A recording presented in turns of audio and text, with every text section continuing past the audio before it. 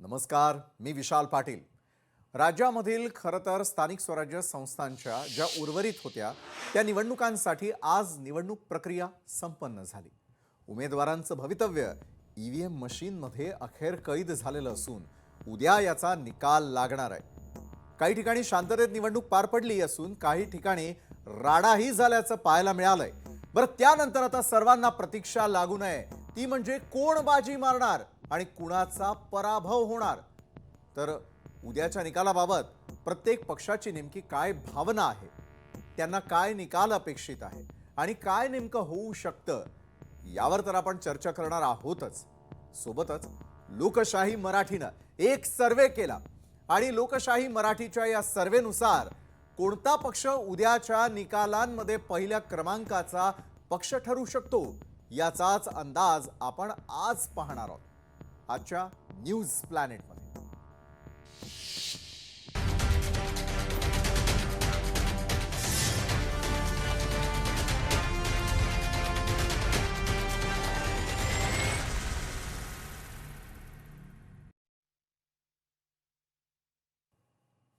आणि आता पाहणार आहोत सविस्तर न्यूज प्लॅनेट।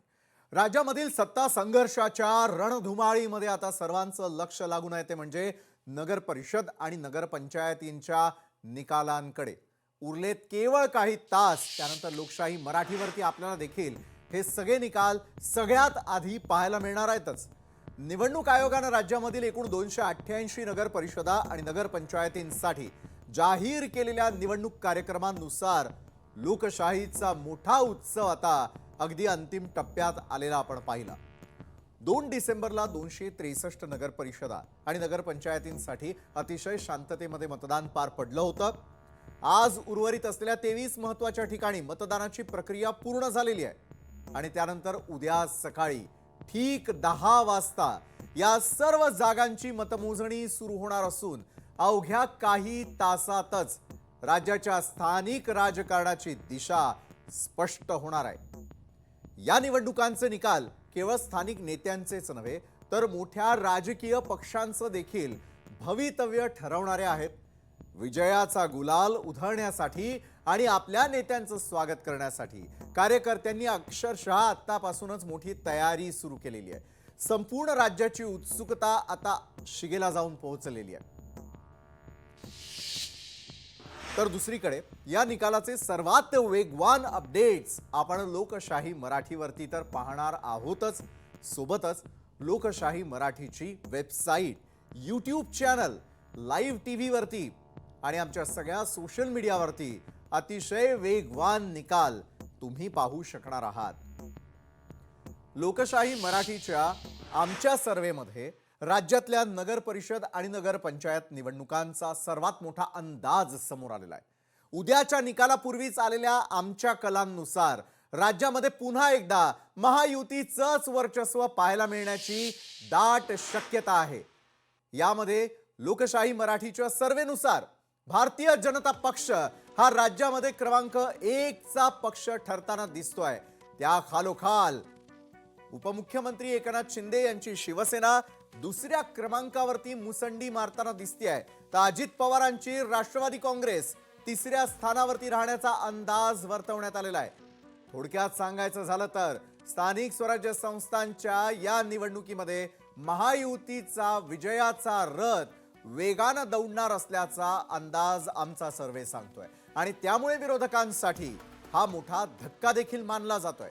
मात्र या सर्वेचं रूपांतर प्रत्यक्ष निकालात होणार का हे पाहण्यासाठी आपल्याला उद्या सकाळी 10 वाजेपर्यंत वाट पाहावी लागणार आहे। सुरुवातीलाच नंबर 1 पक्ष ठरताना दिसतोय तो म्हणजे भाजप।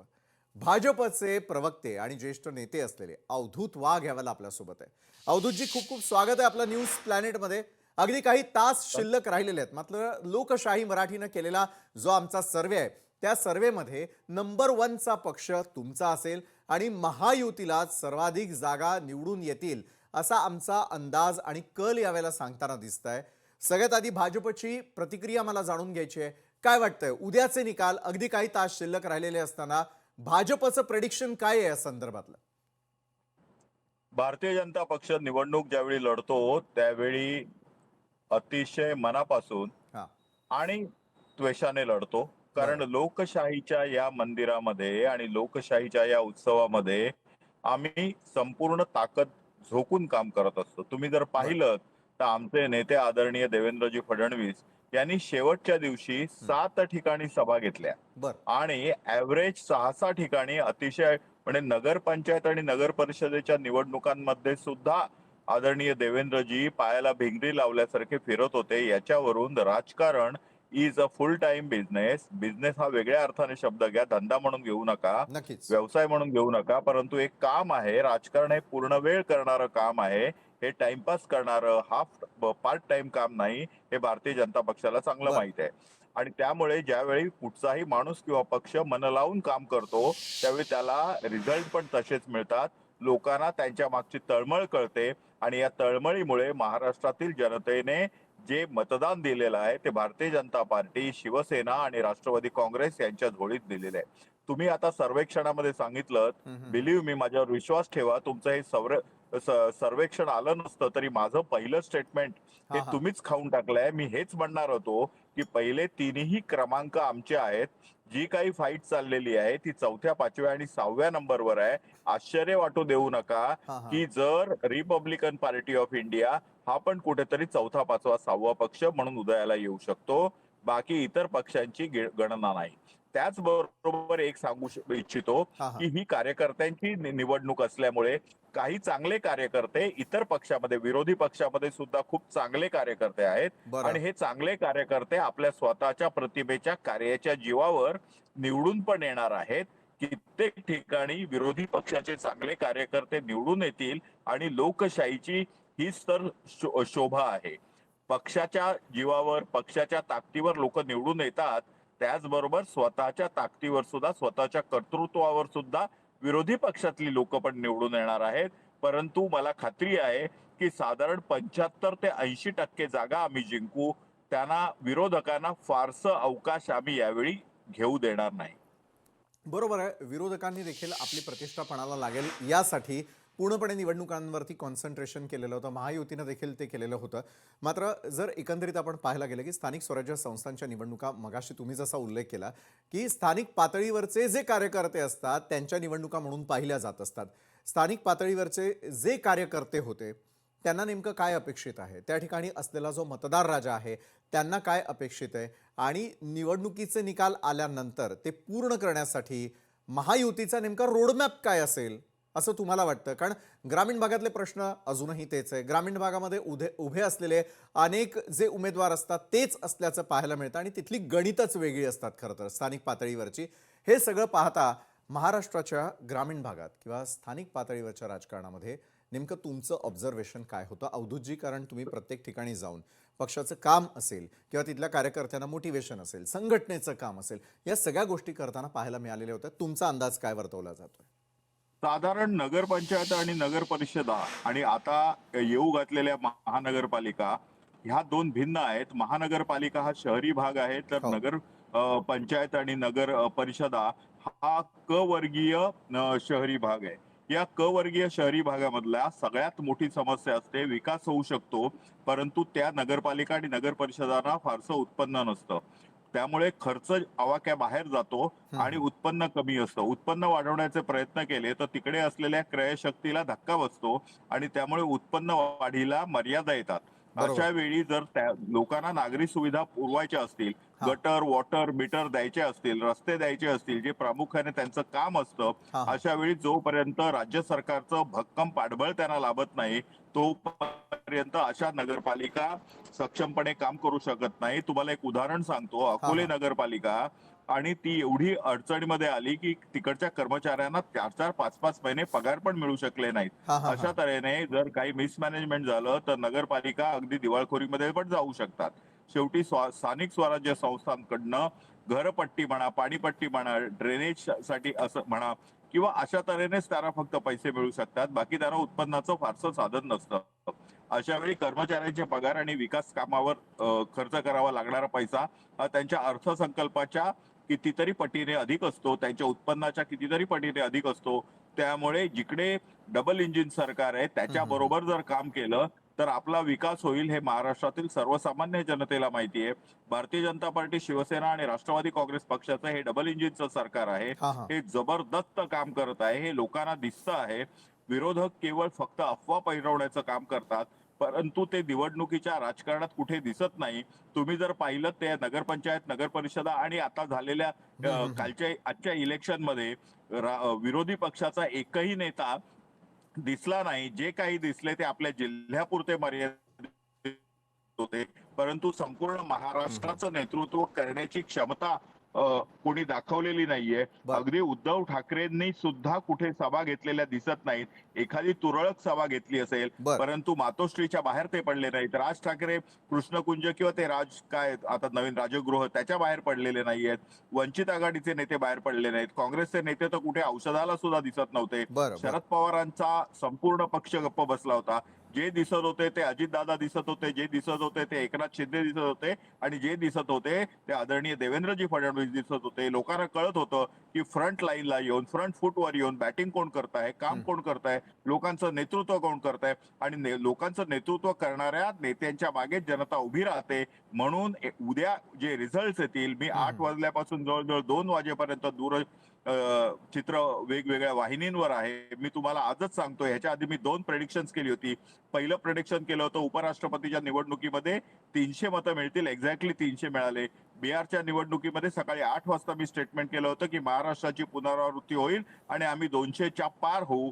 ते झालं होतं. आज मी तुम्हाला सांगतो की 75% अधिक ठिकाणी महायुती विजयी होईल. 25% सुद्धा जागा विरोधकांना मिळण्यासाठी मारामार करावी लागेल. बर नक्कीच पाहूयात. अगदी काही तास शिल्लक राहिलेले आहेत. पुन्हा एकदा आपण आमच्याच लोकशाही मराठीच्या माध्यमातून या संदर्भातली चर्चा पुढे नेणार आहोत. त्याचबरोबर निकालही सगळ्यात वेगवान आम्ही आमच्या प्रेक्षकांपर्यंत पोहोचवणार आहोत. धन्यवाद अवधूत वाघजी, तुम्ही आमच्यासोबत जोडला गेलात त्यासाठी.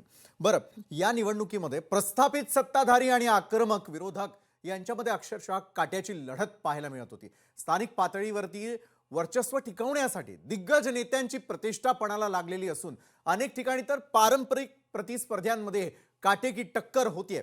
स्थानिक मुद्द्यांपासून ते राज्याच्या राजकारणापर्यंत अनेक विषयांनी यंदाचा प्रचार गाजलाय. त्यामुळे मतदारांनी कुणाच्या बाजूने कौल दिलाय आणि शहराच्या सत्तेची चावी नेमकी कुणाकडे जाणार याचं चित्र उद्याच स्पष्ट होऊ शकेल. तर कुणाकुणाकडे अटीतटीची लढत आहे ते देखील आपण आता पाहणार आहोत.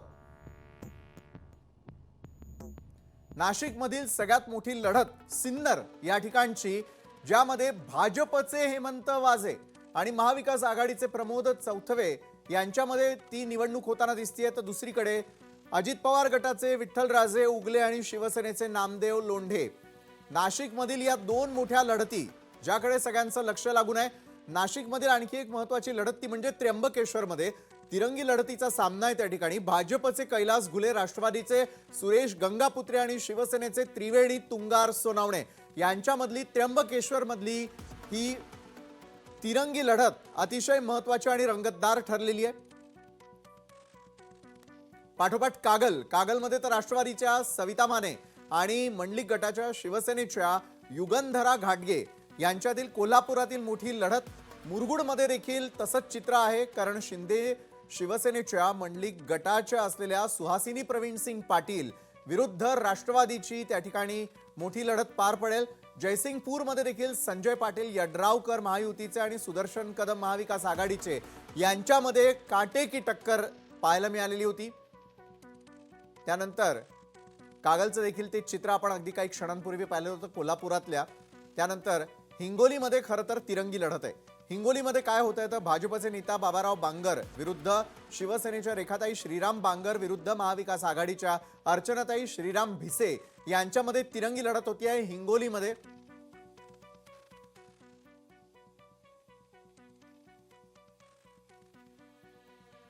त्यानंतर भोकरदन नगर परिषदेमध्ये अजित पवार गटाच्या सानिया कुरेशी, भाजपचे आशाताई माळी आणि काँग्रेसच्या प्रियंका देशमुख विरुद्ध राष्ट्रवादी शरदचंद्र पवारांच्या समरीन मिर्झा या 2 उमेदवारांमध्ये आणखी एक मोठी लढत आहे.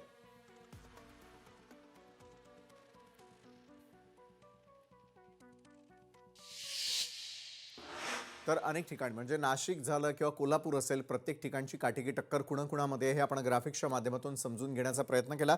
यावेळेला आपल्यासोबत विकास लवांडे जोडले गेलेले आहेत, शरदचंद्र पवारांच्या राष्ट्रवादीचे. विकास लवांडेजी, स्वागत आपलं न्यूज प्लॅनेटमध्ये. खरं तर उद्या निकालासाठी अगदी काही तास शिल्लक राहिलेले आहेत. अनेक सर्वे देखील पार पडलेले आहेत. लोकशाहीचा जो सर्वे आहे त्याबद्दल तर मी बोलणारच आहे आपल्याशी, कारण लोकशाहीच्या सर्वेमध्ये महायुतीला सर्वाधिक जागा राखण्यामध्ये यश आल्याचं एका बाजूला अंदाज बांधले जाऊ लागलेले आहेत, दुसरीकडे मात्र विरोधकांचं काय, हा महत्त्वाचा प्रश्न आहे. मला आपल्याकडून विकास लवांडेजी जाणून घ्यायला आवडेल की अगदी काही तास शिल्लक राहिलेले असताना प्रत्येक उमेदवाराच्या मनामध्ये यावेळेला धाकधूक निर्माण झालेली आहे. तुमच्या मनामध्ये काय सुरू आहे? राष्ट्रवादी शरदचंद्र पवारांचा अंदाज नेमका काय आहे, की काय चित्र असेल उद्याच्या निकालांचं महाराष्ट्रासमोर? खरं तर मला राजकारणामध्ये जवळपास 35 वर्ष मी सक्रिय आहे. बर. मी 90-91 सालापासून वेगवेगळ्या निवडणुकांच्या मध्ये सक्रिय सहभाग घेतलेला आहे. मी काही स्वतः निवडणुका सुद्धा लढवलेल्या आहेत बरोबर आहे. आणि अनेक निवडणुकांच्या मध्ये मी सक्रिय पुढाकार घेऊन बूथ पासून प्रचार प्रमुखांपर्यंत सगळी कामं मी निवडणुकीच्या काळात हा हा. वेळोवेळी आजपर्यंत करत आलेलो आहे. परंतु या वेळच्या ज्या स्थानिक स्वराज्य संस्थांच्या निवडणुका आहेत, ह्या आता ज्या नुकत्याच उद्या ज्याचा मतमोजणी व्हायची, नगर परिषद, नगरपालिका, हो. आणि आता पुढच्या काही दिवसामध्ये महानगरपालिकेच्या निवडणुका होणार आहेत, जिल्हा परिषदेच्या होणार आहेत. हे जे काही सगळ्या स्थानिक स्वराज्य संस्थांच्या निवडणुका मागच्या 4-5 वर्ष झाल्याच नव्हत्या. राज्यामध्ये एक हाती सगळा कारभार वेगवेगळ्या स्थानिक स्वराज्य संस्थांच्या मध्ये प्रशासकांच्या मार्फत चालवला गेला होता. बरोबर आहे. का निवडणुका लांबल्या होत्या त्याची कारणं अद्यापही स्पष्ट होत नाहीत.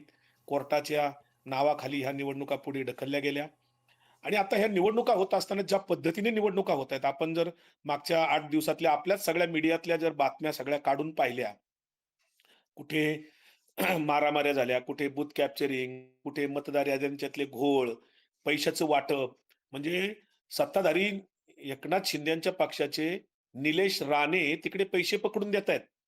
अनेक ठिकाणी मारामाऱ्या होत आहेत, पिस्तूल दाखवले जात आहेत.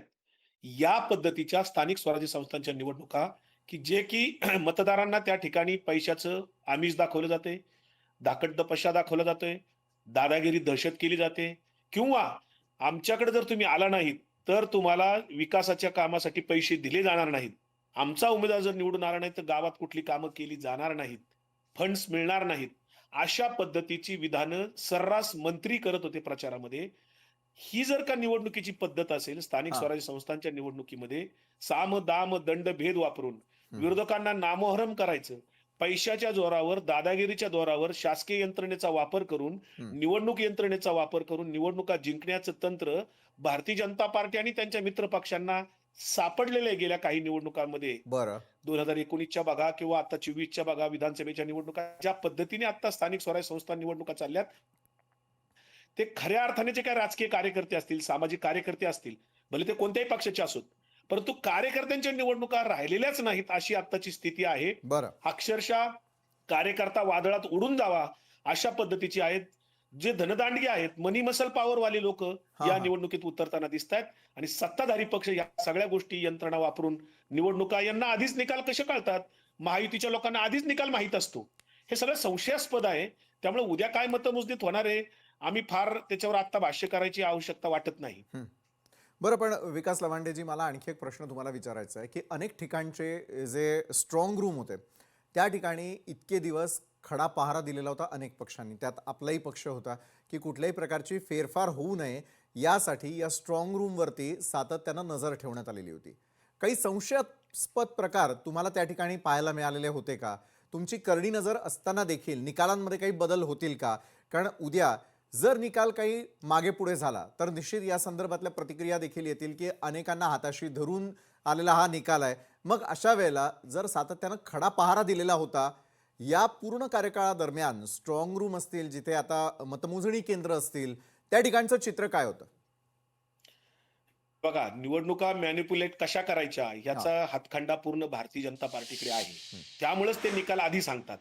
आता तुम्ही बघा, महानगरपालिकेच्या निवडणुका होऊ घातल्यात आणि 4 दिवसापूर्वी, म्हणजे आता 23 तारखेला फॉर्म भरायच्यात, 4 दिवसापूर्वी महायुती सरकारने, देवेंद्र फडणवीसांनी एक कायदाच आणला अध्यादेश करून. काय कायदा आणला? तर जर कुठला उमेदवार त्याचा फॉर्म बाद झाला तर निवडणूक निर्णय अधिकारी जो काय निर्णय देईल तो बाद झाला असेल उमेदवार, तर त्याला आता कोर्टात जाता येणार नाही. म्हणजे निवडणूक निर्णय अधिकाऱ्याचे अधिकार वाढवले आणि जर एखादा उमेदवार नाराज झाला, काही कारणाने त्याचा फॉर्म बाद केला गेला, त्याला जर स्वतःवर अन्याय झाला असं जर वाटलं, तर तो आता कोर्टात अपील करू शकत नाही. हम्म, हम्म, ही हम्म. पुढची तयारी महानगरपालिकांची आत्ताच 4 दिवसापूर्वी केलेली आहे. अशा पद्धतीने नगरपालिका, नगर परिषदेच्या निवडणुकीत सुद्धा वेगवेगळ्या प्रकारे गैरप्रकार झाले. एकच एक प्रकार नाहीये. हम्म. 5-6 प्रकारे या निवडणुका हातात घेऊन जिंकण्याचे फंडे वापरले गेलेले आहेत. मी तुम्हाला जे म्हटलं मगाशी, हो. साम, दाम, दंड, भेद हम्म, हम्म. किंवा काहीच नाही जमलं तर समोरच्यांचे उमेदवारच विकत घ्यायचे. म्हणजे बरं. बारामतीत हा प्रकार घडला. हा हा हा. आमच्या राष्ट्रवादी काँग्रेस शरदचंद्र पवार पक्षाचे उमेदवारच अजितदादाच्या पक्षाने पळवले आदल्या दिवशी. बर. हे प्रकार सर्रास ठिकठिकाणी घडले. असं जर होणार असेल आणि असे जर लोकशाहीमधले सगळे नियम, कायदे, पायदळी तोडले जाणार असतील, तर निवडणूक आयोग राज्यात आहे की नाही? आचारसंहिता भंगाचे किती गुन्हे दाखल झालेत? खरं तर मीडिया आणि प्रसार माध्यमांनी हम्म. निवडणूक आयोगाला हे प्रश्न विचारले पाहिजेत, की आचारसंहिता भंगाचे राज्यात किती गुन्हे दाखल झाले? हम्म, हम्म, हम्म, हम्म. कुठल्या ठिकाणी गुन्हा दाखल होऊन कुणावर कारवाई झाली का? जे पैसे सापडले कुठं कुठं बऱ्याच ठिकाणी, त्या पैशाचं काय झालं नेमकं? त्या निश्चित. आरोपीवर काय कुठली कारवाई केली? आचारसंहिता आता कुठे आहे की नाही? आदर्श आचारसंहिता फक्त कागदावर आहे. प्रत्यक्षात कुठेही आचारसंहिता मागच्या आता झालेल्या नगर परिषद निवडणुकीमध्ये पाळली गेलेली नाही. आणि हीच आता पुढच्या महानगरपालिकेला सुद्धा, जिल्हा परिषद सुद्धा हेच चित्र दिसणार आहे. हे आम्हाला आता समजतंय. अक्षरशः आज पुण्यामध्ये भारतीय जनता पार्टीने घाऊक पद्धतीने आमच्या पक्षाचे लोक त्यांच्या पक्षात प्रवेश करून घेतलेत. काय सांगण्यात आलं त्यांना? की तुम्हाला नगरसेवक व्हायचं असेल तर आमच्याकडे या, तुम्हाला आम्ही 100% नगरसेवक करून निवडून आणून देऊ तुम्हाला. बरं. तुम्ही निवडून कसे येणार ह्यांचा फॉर्म्युला आमच्याकडे आहे. हे काय प्रकार आहे? नक्कीच. असं जर होणार असेल तर लोकशाही आता राहिलेलीच नाही. ही नावाला लोकशाही आहे आणि निवडणूक आयोग हा सुद्धा फक्त भारतीय जनता पार्टीची एक शाखा बनून काम करत आहे. बरोबर आहे. गंभीर स्वरूपाचे आरोप तुम्ही करताय विकास लवांडेजी. मात्र यापूर्वी जर आपण आरोप पाहिला तर मतदारांना आमिष दिली जातात. आता काय थेट उमेदवारांना अशा प्रकारची आमिष दिली जातात का? हा मूळ प्रश्न आहे विकासजी. हो, खरं आहे ना. आता तुम्हाला सांगतो, देवदर्शन यात्रा, पर्यटन यात्रा काढतायत संभाव्य उमेदवार सगळे. बरं. अक्षरशः गावाची गावं भरून रेल्वेने कुठे अयोध्येला नेली जात आहेत, कुठे उज्जैनला नेली जात आहेत, कुठे बालाजीला नेली जात आहेत. देवदर्शनाच्या नावाखाली मतदारांना पर्यटन यात्रा सुरू आहेत सर्रास. बरं. हे जर होणार असेल तर कार्यकर्त्यांनी निवडणुका कशा लढवायच्या? राजकारण हा धंदा बनलाय बरं, का? म्हणजे निकाला असा प्रश्न आज आधीच मला विरोधकांनी पडतोय. हार माझ्यासारख्या मानली आहे का? कार्यकर्ता, मी स्वतः निवडणूक लढू शकत नाही. मी समोरच्यांचा खर्च पाहता, महायुतीतल्या लोकांचा खर्च जर पाहिला, कोट्यवधी रुपयांचा खर्च असतो. तो खर्च पाहता माझ्यासारखा जो 5 वर्ष पूर्ण वेळ लोकांसाठी काम करतो, तो कार्यकर्ता निवडणूक कसे बरोबर लढवणार? विकासजी. आणि लढवली तर तो कसा जिंकणार? बरं, तुम्ही एका बाजूला जी उद्विग्न प्रतिक्रिया देताय, निकाला आधीच विरोधकांनी हार मानली. नाही नाही, हार मानण्याचा प्रश्न नाहीये. बरं. ज्या पद्धतीने नगर परिषद निवडणुकांचे जर आपण पाहिले, किमान महाराष्ट्रभरामध्ये प्रत्येक नगर परिषदेमध्ये कुठेही सरळ मार्गे निवडणूक झालीच नाही हो. हं. मला सांगा, आदल्या दिवशी सांगितलं जातं उद्या मतदान होणार नाहीये, तुमचं मतदान पुढे ढकललंय. हं. असं काही नगर परिषदांचं निकाल अचानक तुम्ही आदल्या दिवशी सांगता उद्या मतदान होणार नाही म्हणून. हं. ही कुठली पद्धत आली? मतदान मोजणी म्हणे आता पुढे ढकलली, 21 तारखेला उद्या होणार. हं. हे सगळं आदल्या रात्री सांगितलं जातं. हा काय प्रकार आहे? निश्चित या वाटेल त्या पद्धतीने संपूर्ण निवडणूक प्रकरणाच्या आयोग वापरले तळाशी जाते. जाणं विरोधकांचं न्यायिक देखील यंत्रणा काम वापरली आहे. जाते, प्रशासकीय यंत्रणा हा. वापरली जाते. अक्षरशः महायुती सरकारने जंग पछाडून वाटेल त्या मार्गाने काही करून नगर परिषद निवडणुका जिंकायच्या, येणाऱ्या महानगरपालिका निवडणुका सुद्धा जिंकायच्या. आणि आम्हीच कसे सत्ताधीश आहोत, गल्ली ते दिल्ली फक्त भारतीय जनता पार्टीच आहे हे दाखवून देण्याचा भारतीय जनता पार्टीचा क्रूर खेळ या लोकशाहीमध्ये सध्या सुरू आहे. बरं. त्यामुळे आमच्यासारखे कार्यकर्ते आम्ही हतबल आहोत हे सांगायला मला कुठे कमीपणा बरं, वाटत नाही. विरोधकांनी नेहमीप्रमाणे सत्ताधाऱ्यांवरती घणाघात केलेला आहे. उद्या नेमकं काय घडतं, रविवारी लागणारे निकाल आणि गुलाल नेमका कोण उधळतं या संदर्भात देखील सविस्तर माहिती लोकशाही मराठीवरती दर मिनिटाला तुम्हाला पाहायला मिळणार आहे. तुर्तास धन्यवाद विकास लवांडेजी, तुम्ही आमच्या सोबत जोडला गेलात आणि महत्त्वाच्या विषयावरती आपण चर्चा केलीत त्यासाठी. न्यूज प्लॅनेटमध्ये इतरही पक्षाचे जे महत्त्वपूर्ण नेते मंडळी आहेत त्यांचं नेमकं काय म्हणणं आहे, कारण निकालाला अवघे काही तास शिल्लक राहिलेले असताना त्यांचं प्रेडिक्शन या संदर्भातलं काय सांगतंय. लोकशाहीनं देखील सर्वे केलेला होता. लोकशाहीच्या सर्वेनुसार महायुती सत्ता राखण्यामध्ये यशस्वी ठरेल. त्यामध्ये देखील भाजप नंबर 1चा पक्ष असेल. नंबर 2चा पक्ष हा शिंदेंची शिवसेना असेल आणि अजितदादांची राष्ट्रवादी तिसऱ्या क्रमांकावर असेल, हा लोकशाहीचा सर्व्हे सांगताना दिसतोय. तुमची सगळ्यांची उत्सुकता प्रचंड वाढलेली असणार आहे, कारण निकालासाठी आता काही तास शिल्लक राहिलेले आहेत. बरं, यावेळेला आपल्याबरोबर शिवसेनेचे प्रवक्ते स्वतः अरुण सावंत यावेळेला जोडले गेलेले आहेत. अरुणजी, स्वागत आहे आपलं पुन्हा एकदा न्यूज प्लॅनेटमध्ये. आज एका महत्त्वाच्या विषयावरती वन ऑन वन चर्चा करण्यासाठी आपल्याला आमंत्रित केलेलं आहे की लोकशाही मराठीने एक सर्व्हे केला. सर्व्हेमध्ये शिवसेना जी आहे ती दुसऱ्या क्रमांकावरती आहे. भाजप नंबर 1च्या पसंतीचा पक्ष त्या ठिकाणी पाहायला मिळतोय. मात्र ओव्हरऑल जर आपण विचार केला तर सत्ता महायुती राखण्यामध्ये त्या ठिकाणी यश येत असल्याचं दिसतंय. तुमच्या शिवसेनेचं नेमकं प्रिडिक्शन उद्याच्या येणाऱ्या निकालांच्या बाबतीत काय? कारण स्थानिक स्वराज्य संस्थांच्या निकालांकडे अक्षरशः डोळ्यात तेल घालून राज्यातली जनता लक्ष ठेवून होती. आता काही तास शिल्लक राहिलेले आहेत. अरुणजी. विशालजी, टू द पॉइंट बोलायचं झालं हम्म, तर मी हेच सांगेन की या महाराष्ट्राची जनता हम्म, गेल्या 3-3.5 वर्षांमध्ये जे काही काम या महायुती सरकारने केलं, हम्म. खास करून मुख्यमंत्री असताना आदरणीय एकनाथ शिंदेजी यांनी ज्याप्रमाणे पायाला भिंगरी लावून संपूर्ण महाराष्ट्र पालथा घातला आणि गोरगरीब जनतेच्या व्यथा जाणून घेतल्या हा. आणि त्यानंतर एक एक प्रोजेक्ट महायुतीमधील तिन्ही पक्षांनी मिळून राबविले, या सर्वांवरती जनता अतिशय खुश आहे. आणि म्हणूनच या स्थानिक स्वराज्य संस्थांच्या निवडणुकांमध्ये एक अतिशय उत्तम प्रकारचं मॅन्डेट या महायुतीला मिळणार आहे. हे जनतेकडूनच आम्हाला ऐकायला मिळते आणि तेच मी आपल्या समोर मांडत आहे. बरं, पण यंदाच्या जनतेला निवडणुकांमध्ये या तुमचे मुद्दे महायुतीच्या नेमके काय होते ते थोडं जनतेला कळू द्या. आता काय म्हणालात? जनतेला थोडं कळू द्या. यावेळेच्या निवडणुकांना सामोरं जाताना नेमके महायुतीचे मुद्दे कुठले घेऊन तुम्ही या निवडणुकांना सामोरं गेलेला होतात? कारण अनेक ठिकाणी फोडाफोडीचं राजकारण असेल, त्या ठिकाणचे उमेदवार आपल्याकडे आयात करणं असेल, असेही अनेक प्रकार आम्हाला सगळ्यांना पाहायला मिळाले. पहा, निवडणुका म्हटल्या म्हणजे या अशा प्रकारच्या घटना या कुठे ना कुठेतरी घडत असतातच आणि या बरं. आजच घडतायत असं नाही. ज्याप्रमाणे आपण विचारलं की कोणते असे मुद्दे आपण घेऊन जनतेसमोर गेला होता, तर खास करून या सरकारने सुरुवातीलाच जाहीर केलं होतं प्रचाराच्या सुरुवातीच्या अगोदर जनतेसमोर की जे काम आम्ही मागील काही वर्षांमध्ये केलेलं आहे, ही सर्व कामांचे जे काही उदाहरणं होती तीच घेऊन आम्ही आपल्या समोर येत आहोत. जर आपल्याला मागील आमची कामं आवडली असतील आणि पुढे सुद्धा पुढील जो काही विकास या महाराष्ट्राचा साधायचा असेल, तर आपण आमच्या कामावर जर खुश असाल तर आपण आम्हाला मतदान करावे. आणि त्यानुसारच या राज्यातील जनतेने या स्थानिक स्वराज्य संस्थांमध्ये भारतीय जनता पार्टी, शिवसेना आणि राष्ट्रवादी काँग्रेस अजित पवारांची यांना मतदान केलेलं आहे. आणि उद्याच्या या निकालामध्ये आपणा सर्वांना कळून चुकेल की खरोखर मागील कामांवरती जनता खुश आहे.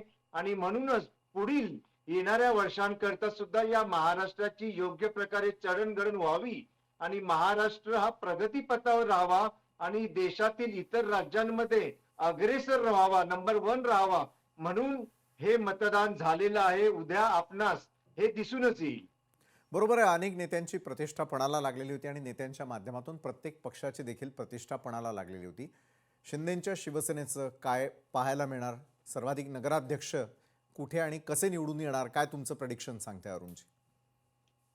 पहा, अनेक ठिकाणी तसं बघायला गेलं तर ज्या ज्या ठिकाणी आमचे आमदार आहेत, खासदार आहेत, त्या ठिकाणी प्रत्येक तळागाळातील कार्यकर्त्यांपासून ते आमदार खासदारांनी मेहनत घेतलेली त्या विभागामध्ये जनतेच्या घराघरापर्यंत जाऊन आमच्या योजना आम्ही पोहोचविलेल्या आहेत.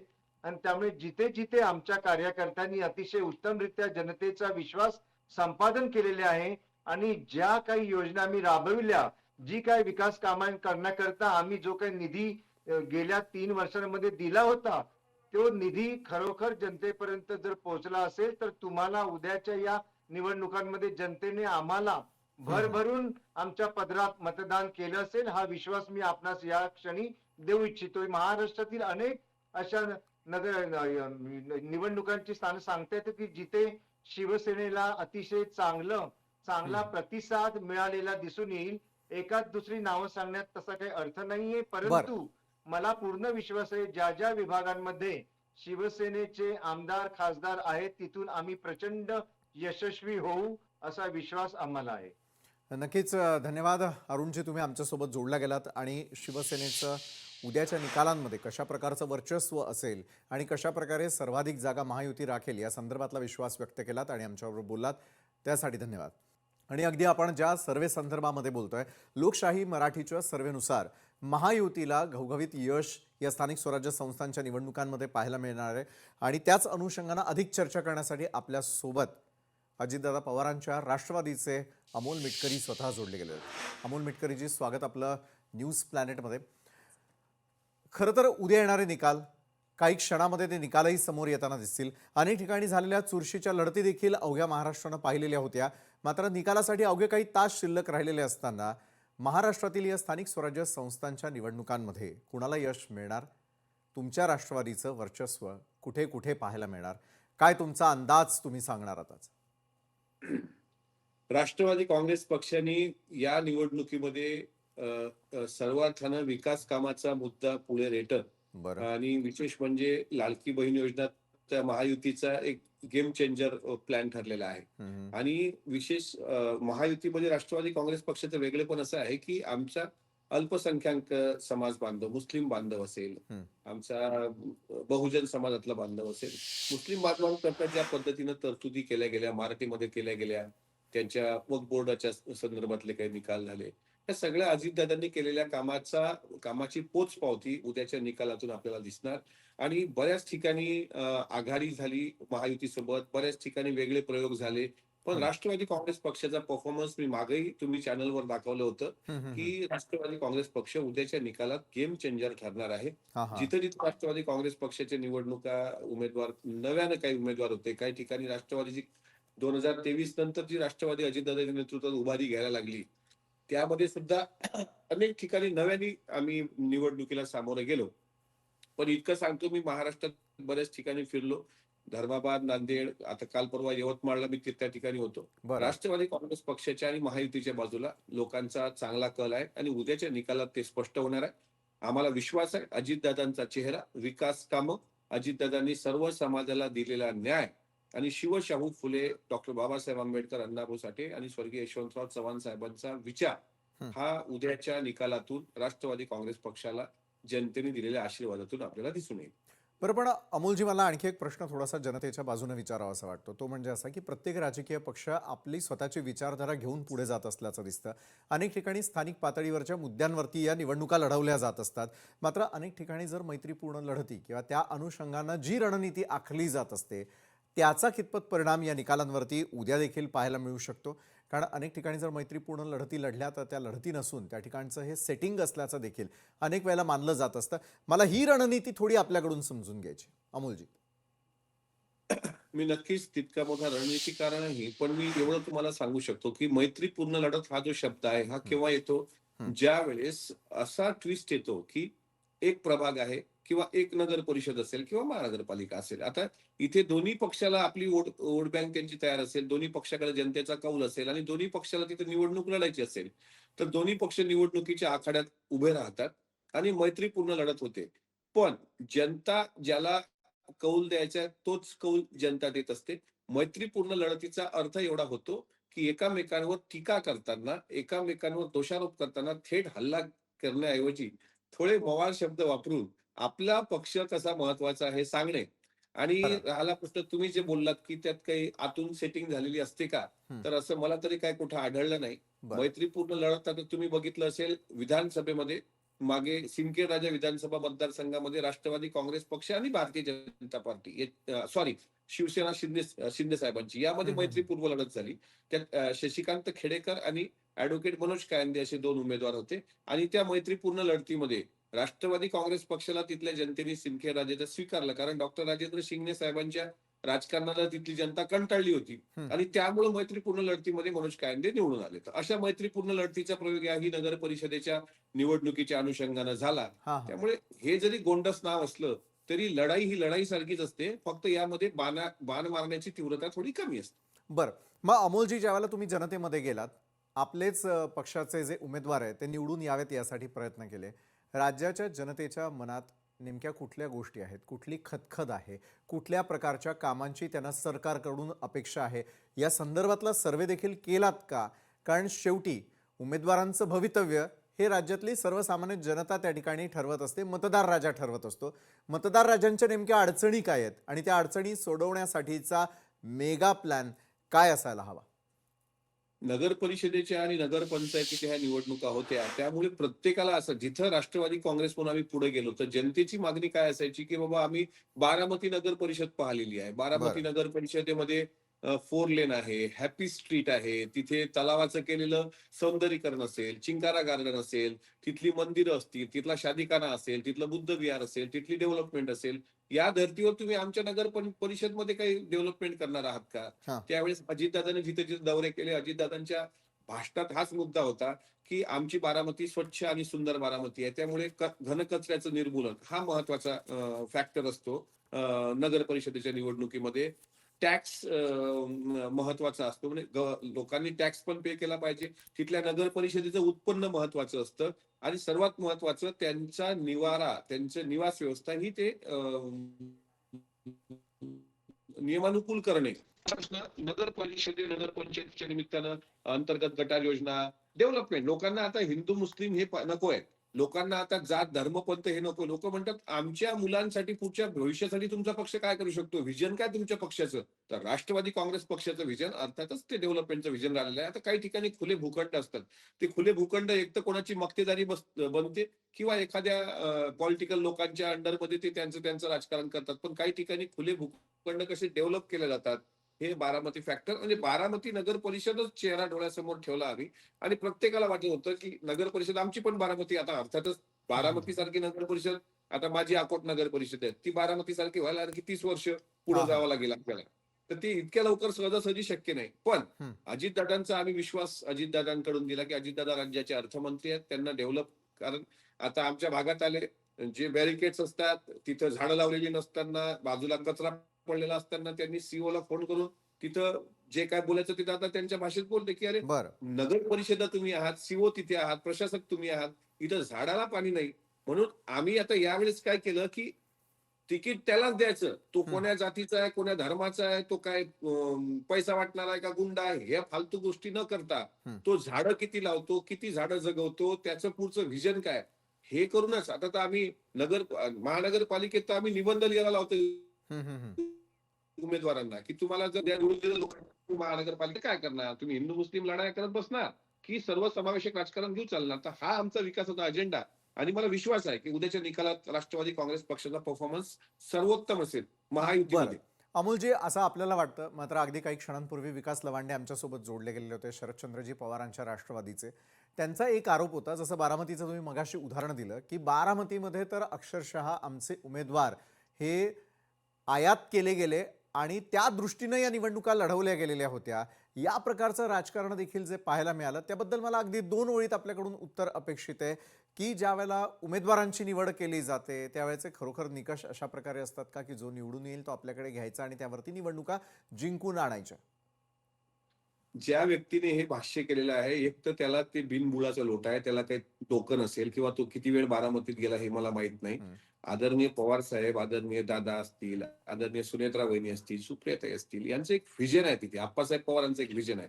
इथं कुठं आयात निर्यात करण्याची वेळ येत नाही. आता त्याच्या डोक्यात तो कोण्या अर्थाने बोलला हे मला माहित नाही. बरं. पण तुम्हाला एक गोष्ट स्पष्ट सांगतो की बारामतीच्या नगरसेवकाला ज्यावेळेस इच्छुक उमेदवार म्हणून तो इंटरव्ह्यू देतो किंवा मुलाखती होतात, स्वतः अजितदादांनी मुलाखती घेतल्या, त्यावेळेस त्याला विचारलं जातं की तू मागच्या काळात झाडं किती लावली, ती आता किती जगवली आणि भविष्यात तुझा प्लॅन काय आहे.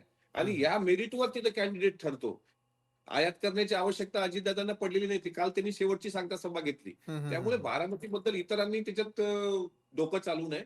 बारामतीत एकदा जाऊन बघावं. आणि हे आता असे बिनबुडाचे आरोप, आता तो त्या गटात आहे तर त्या गटातून तसंच बोलणार आहे, दुसरं काय त्याच्याकडून अपेक्षा करणार आहे. आणि नक्कीच. याच्या गटाला उत्तर द्यायला आम्हाला कुठे वेळ आहे. नक्कीच. धन्यवाद अमोलजी, तुम्ही आमच्यासोबत जोडला गेलात आणि अगदी काही तासांवरती येणारे जे निकाल आहे त्याविषयी राष्ट्रवादीला काय वाटतं या संदर्भात सविस्तर बोललात, त्यासाठी धन्यवाद. थँक्यू.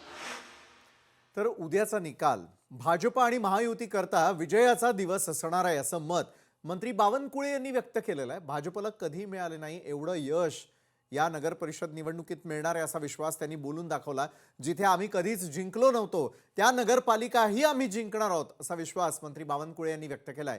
तर बोगस मतदान आणि पैशाच्या जोरावर बावनकुळेंनी यांचा हा दावा असून मतमोजणीपूर्वीच बावनकुळेंनी जिंकल्याचं जाहीर करून टाकलेलं आहे अशी टीका मात्र विजय वडेट्टीवार यांनी देखील केलेली आहे। दोन्ही प्रतिक्रिया पाहूयात। उद्याचा निकाल हा भारतीय जनता पार्टी करता आणि महायुती करताही विजयाचा दिवस असणार आहे। भारतीय जनता पक्षाला यापूर्वी कधी मिळालं नाही एवढं यश नगरपालिका निवडणुकीमध्ये भारतीय जनता पक्षाला मिळणार आहे। यापूर्वी ज्या नगरपालिका आमच्याकडे नव्हत्या त्याही नगरपालिका आमच्याकडे येणार आहे आणि जनतेचा कौल हा भारतीय जनता पक्ष आणि महायुतीच्या बाजूने आहे। जेव्हा प्रचाराच्या वेळी आम्ही बघितलं तर मतदाराचा कौल सुद्धा भाजपाच्या बाजूने आहे, त्यामुळे मोठा विजय होणार आहे। दोन गोष्टीवर आमचे चंद्रशेखरजी बावनकुळे म्हणत असतील, एक पैसा, दुसरा बोगस मतदान, यावर त्यांना कॉन्फिडन्स असेल। तर यावरून निवडणुका आम्हाला वाटतं की आम्ही जिंकणार म्हणण्यासाठी आम्ही जिंकलो आहे म्हणून पहिलेच गुलाल उधळा ना निकालाच्या अगोदर। निकालाची वाट कशाला पाहिजे? तर बेमानी करून जर या जिंकणं आल्या तर त्याला सोपा आहे त्यांना त्यांच्यासाठी, म्हणून ते इतक्या कॉन्फिडन्सनी सांगत आहेत। तर या सगळ्या परिस्थितीमध्ये जनतेचा रोल काय हे निकालानंतर कळेल। तर एकंदरीतच या क्रिया प्रतिक्रिया पाहिल्यानंतर राज्यातील बऱ्याच भागांमध्ये आज मतदानाच्या दिवशी मात्र तणावाचं वातावरण होतं। कोल्हापूरच्या गडहिंग्लजमध्ये दोन प्रबळ पक्षांचे कार्यकर्ते आपापसात भिडल्यानं काही काळ गोंधळ निर्माण झाला आणि हीच परिस्थिती वाशिममध्ये देखील पाहायला मिळाली, जिथे भाजपा आणि शिवसेनेचे कार्यकर्ते समोरासमोर आल्यानं मोठा राडा झालेला होता। अंबरनाथमध्ये तर परिस्थिती इतकी हाताबाहेर गेलेली होती की जमावाला पांगवण्यासाठी पोलिसांना चक्क सौम्य लाठी चार्ज करावा लागलेला होता। दुसरीकडे नांदेडच्या धर्माबादमध्ये लोकशाहीला काळीमा फासणारी घटना घडली, जिथे मतदारांना मतदानापासून रोखण्यासाठी डांबून ठेवल्याचा खळबळजनक आरोप करण्यात आला। अहिल्यानगरमधील कोपरगावमध्ये तर भाजप आणि राष्ट्रवादीच्या उमेदवारांमध्येच थेट शाब्दिक युद्ध आणि वाद पाहायला मिळाला। अनेक ठिकाणी झालेल्या या राड्यांमुळे मतदानावरती तणावाचं सावट असलं तरी देखील मतदारांनी आपला हक्क बजावलेला आहे। आता या वादाचा आणि संघर्षाचा परिणाम उद्याच्या निकालावरती कसा होतो हे देखील पाहणं महत्त्वाचं ठरणार आहे।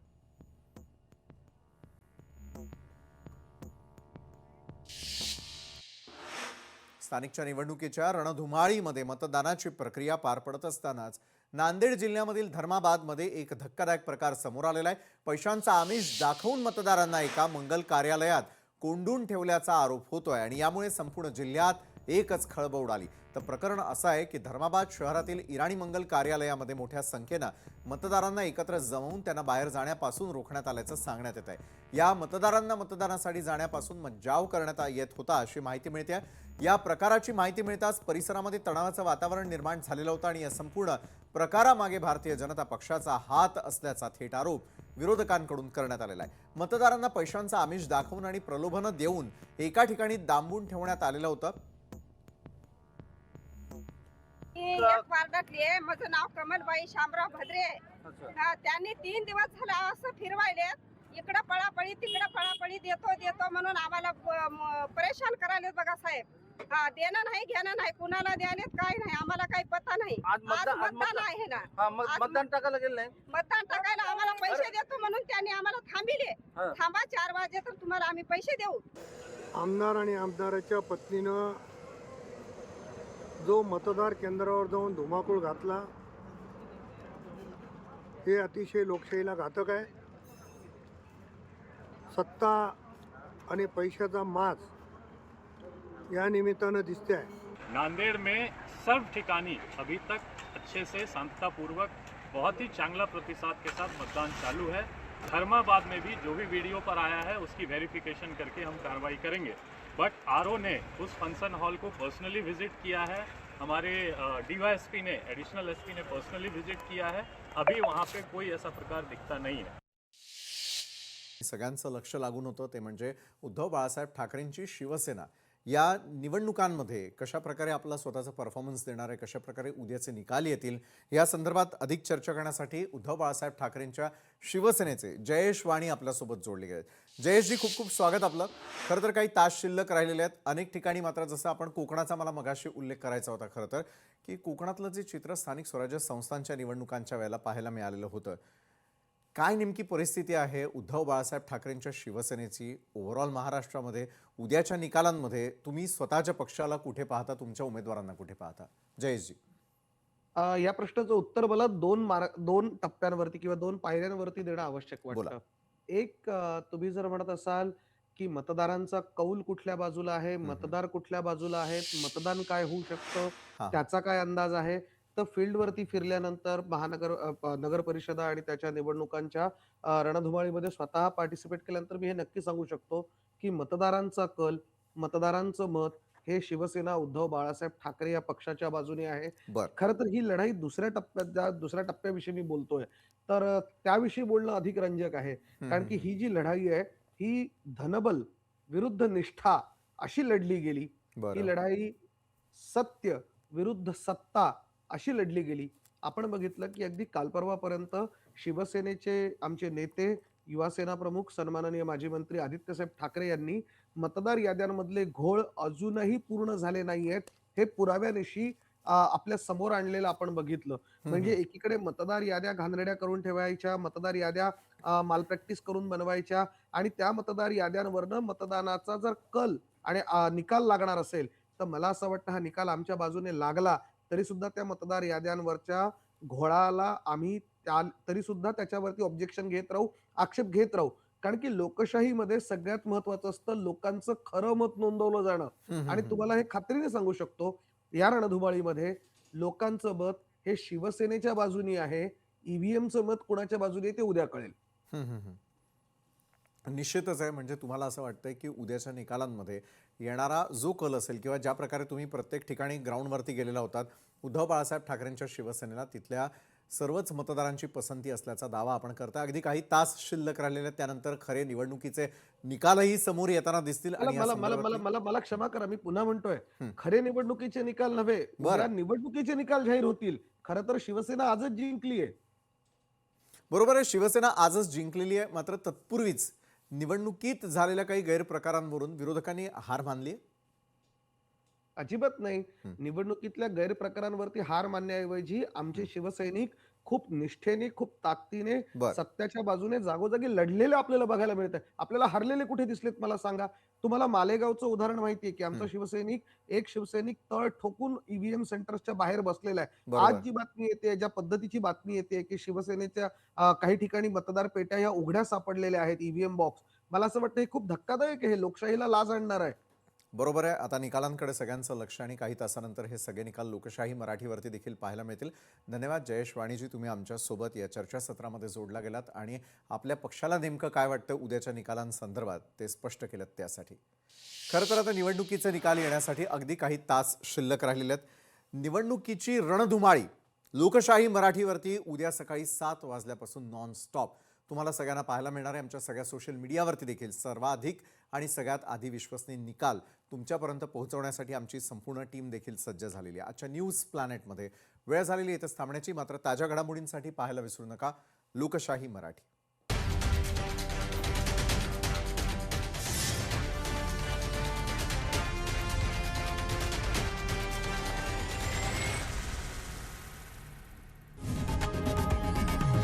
लोकशाही मराठी ऐका, पहा, जागरूक रहा.